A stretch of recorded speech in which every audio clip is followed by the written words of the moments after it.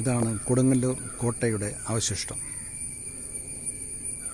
16-ാം നൂറ്റാണ്ടിൻ്റെ ആദ്യ ദശകങ്ങളിൽ പോർച്ചുഗീസുകാർ പണിത ഈ കോട്ട പിന്നീട് പാലിയത്തച്ഛൻ്റെ പിന്തുണയോടെ ഡച്ചുകാരുടെ കയ്യിൽ അകപ്പെടുകയും ടിപ്പു സുൽത്താൻ്റെ കാലത്ത് തകർക്കപ്പെടുകയും ചെയ്തു.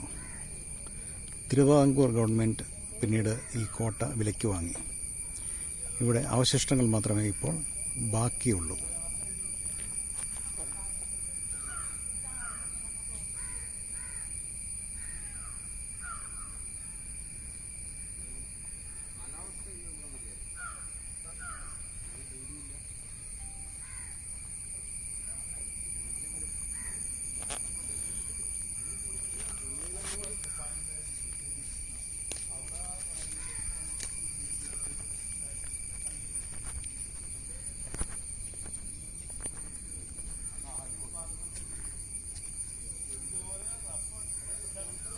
മുസിരിസ് പൈതൃക പദ്ധതിയുടെ ഭാഗമായുള്ള വിനോദ സഞ്ചാര പഠന കേന്ദ്രങ്ങളിൽ ഒന്നാണ് ഇപ്പോൾ കോട്ടപ്പുറം കോട്ട.